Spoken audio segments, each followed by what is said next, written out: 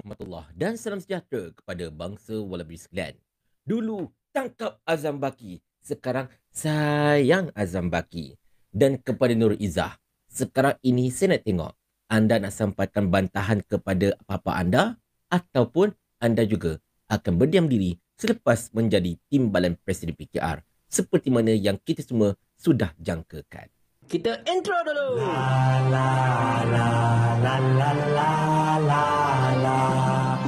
Cerita macam ni tuan-tuan dan puan-puan sekalian. Kita semua tahu antara kencing yang paling padu yang diberikan oleh Pakatan Harapan kepada rakyat Malaysia ialah berkenaan dengan Ketua Pesuruhjaya SPRM iaitu Azam Baki. Mana tidaknya tuan-tuan dan puan-puan sekalian.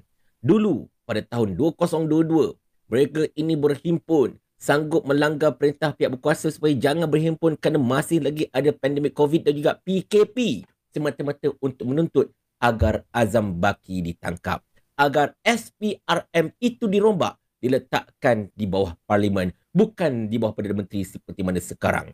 Tetapi itulah dia tuan-tuan dan puan-puan sekalian.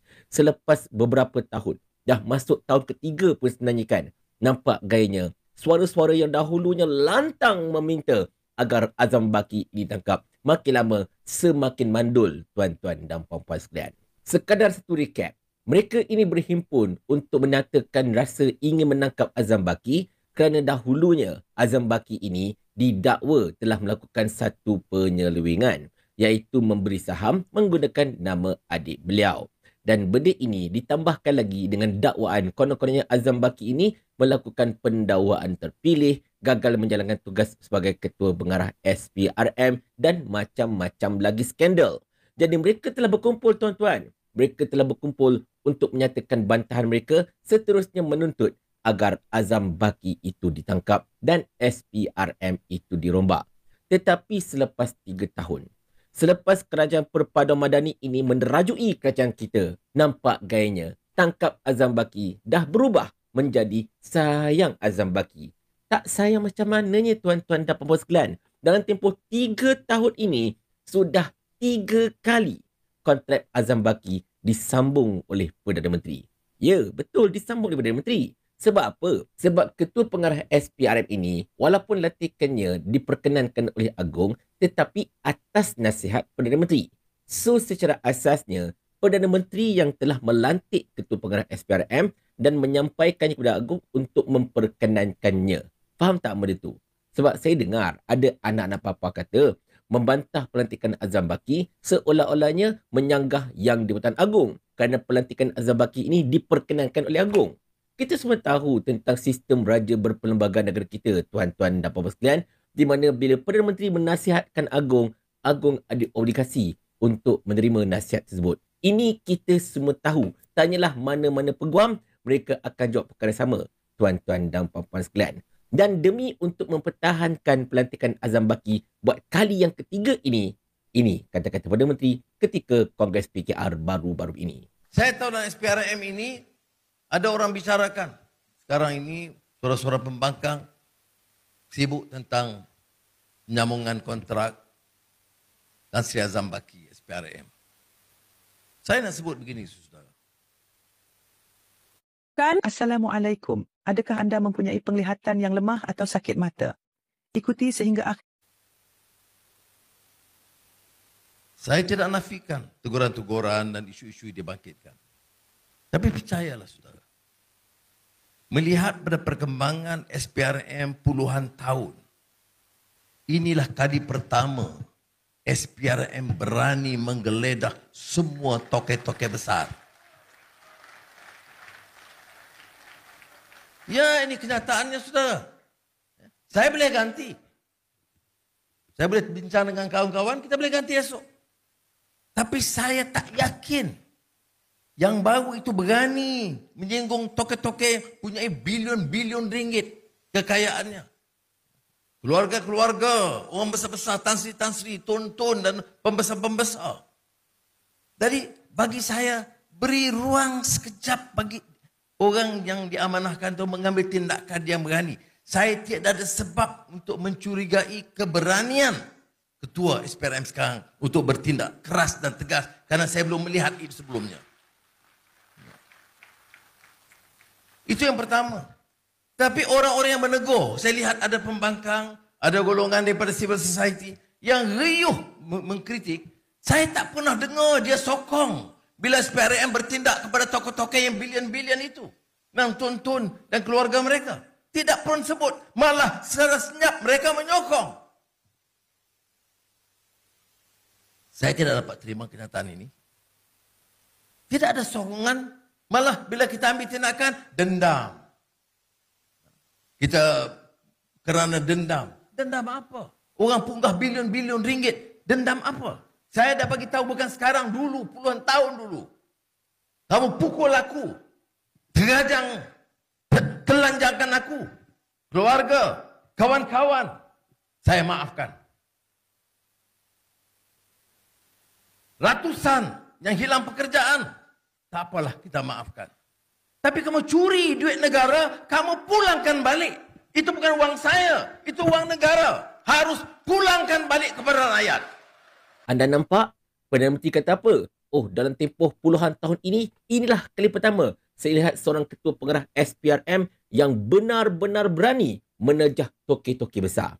Baik, sekarang ini saya nak tanya, tokoh besar mana yang telah diterjah oleh Azam Baki sepanjang 3 tahun ini? Dia ada terjah tak Farhaj Wafa Salvador yang sekarang ini terpalit dengan macam-macam cakap-cakap yang kurang senang, yang kurang enak, berikutan begitu pantas sekali blog ini naik menjadi pengurusi syarikat sana, pengarah syarikat sini, pemegang saham syarikat itu dan macam-macam lagi dalam tempoh 3 tahun. Dan tempoh 3 tahun ini, Farhaj Wafa Salvador berubah daripada sekadar bekas pembantu kepada Datuk Seri Anwar Ibrahim menjadi antara tokoh korporat yang telah memegang begitu banyak sekali syarikat-syarikat yang tersenarai.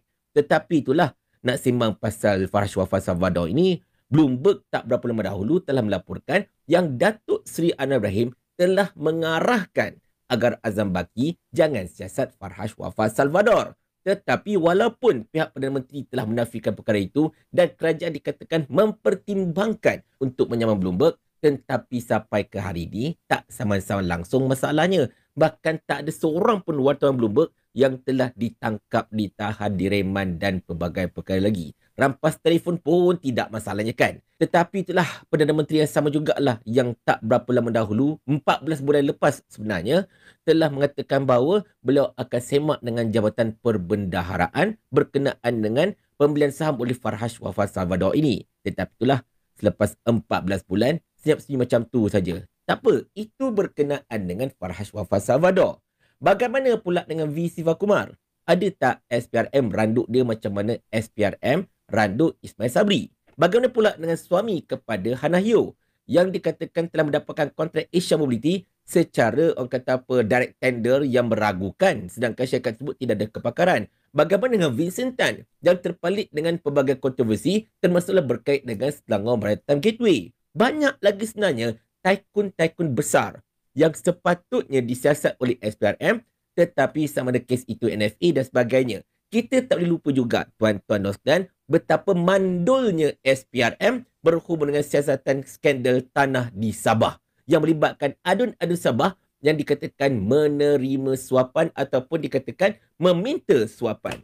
Tetapi bila sampai ke Azam Baki, oh video itu dah diedit so kita tak ada siasat. Oh kita tak ada siasat sebab apa? Sebab bukti tak lengkap dan macam-macam lagi lah sebenarnya. Tetapi kalau dengan orang lain, macam dengan Ismail Sabri, macam dengan Muhyiddin Yassin dan sebagainya, tak payah tunggu bukti lengkap pun. Tak payah tunggu ada bukti pun. Tengok-tengok disiasat macam itu saja. Dipanggil, diheret pergi ke pejabat SPRM. Di situlah mungkin tuan-tuan sekalian, pada pandangan saya, kalau saya salah saya minta maaf, tetapi pada pandangan saya, sebenarnya Azam Baki ini dikekalkan bukan kerana dia berani untuk meranduk tokoh-tokoh besar, tidak.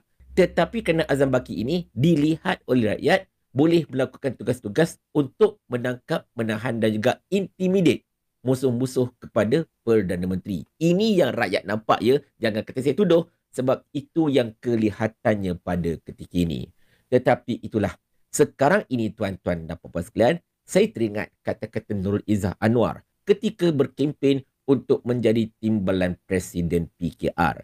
Di mana kata Nurul Izzah seperti mana yang telah dilaporkan oleh banyak media. Nurul Izzah kata, berikan mandat kepada beliau untuk menjadi timbalan Presiden PKR.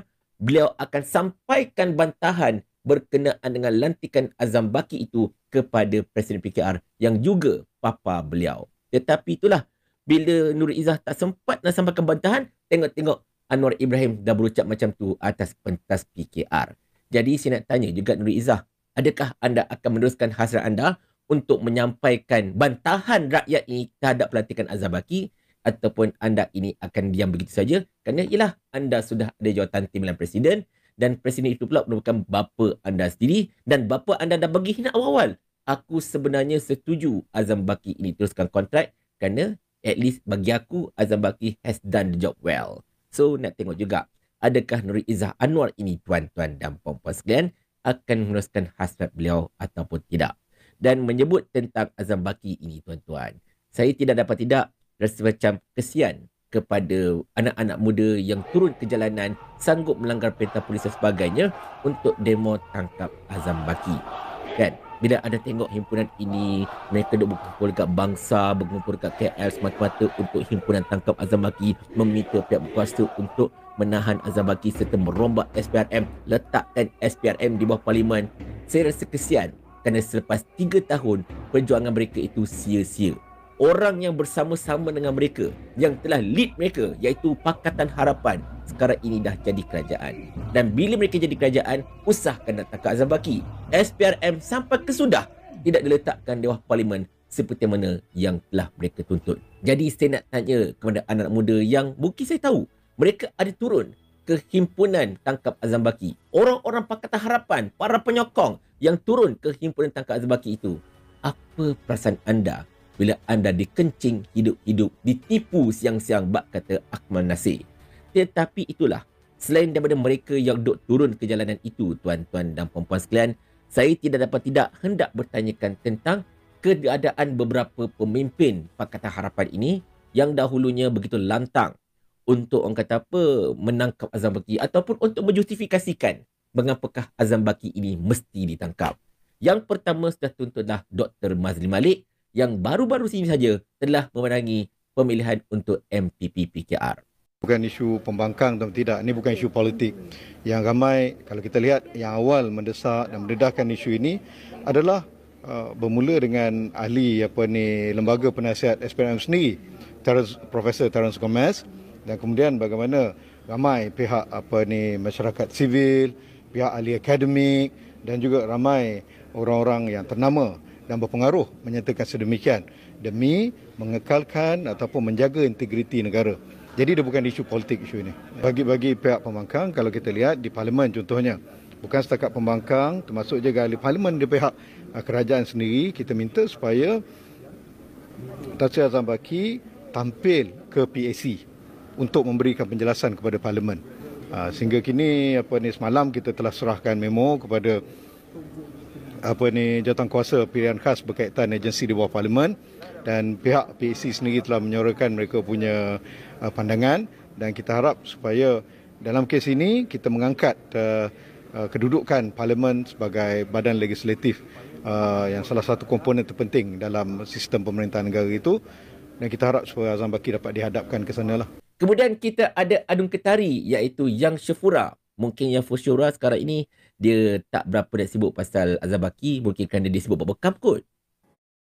All wealth belongs to Allah. Evidence of it is it was on earth before Adam.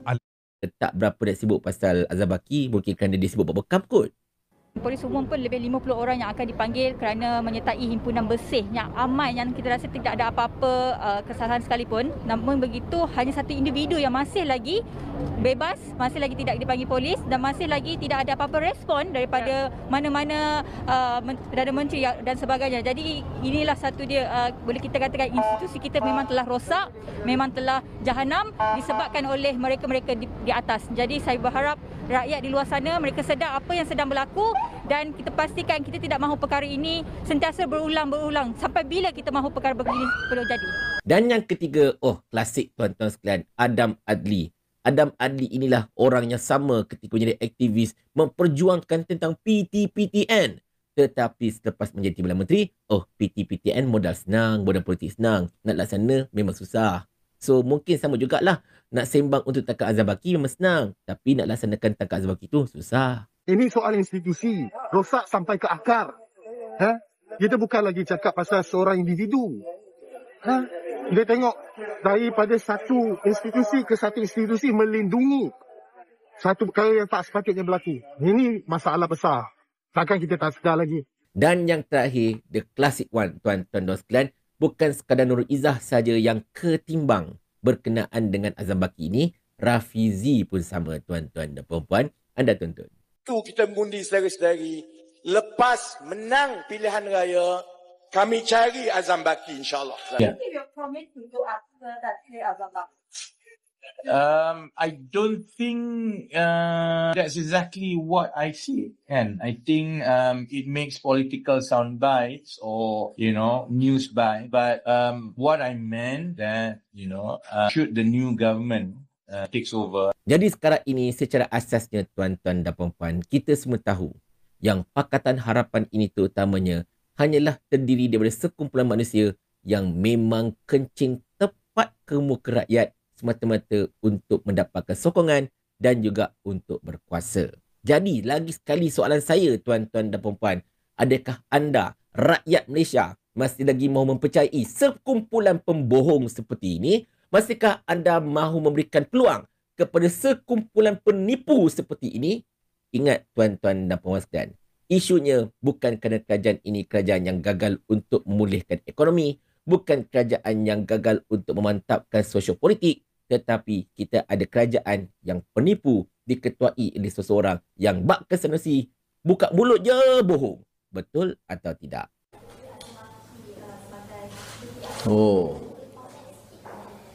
Dia dilantik oleh Perdana Menteri masa Paguh dan walaupun ada isu dia bangkitkan dulu, dalam segi kerja saya tengok saya bagi kelonggaran dan wewenang sepenuhnya kepada SPRM dan juga kepada Peguam Negara untuk menjalankan tugas. Dan setakat yang saya lihat, mereka jalankan tugas dengan memuaskan. Dia berikan, mengambil tindakan tanpa memilih puak atau parti. Belum pernah dalam sejarah umpamanya pejabat-pejabat menteri juga digeledah dan dikenal pasti beberapa kompromi tentang tindakan pegawai-pegawai dan terus tindakan diambil sementara siasat dijalankan. Jadi atas kapasiti itu kita teruskan khidmat beliau. Terima kasih. Tapi kalau anda masih tak sedar diri, wahai penyokong Pakatan Harapan, betapa anda ini dikencing hidup-hidup. Ini kata-kata untuk anda. Bodoh, Bahlul, Unta, Bagal, Kelabu Asap. Kau badan saya besar, akal tak ada lah. Bodoh.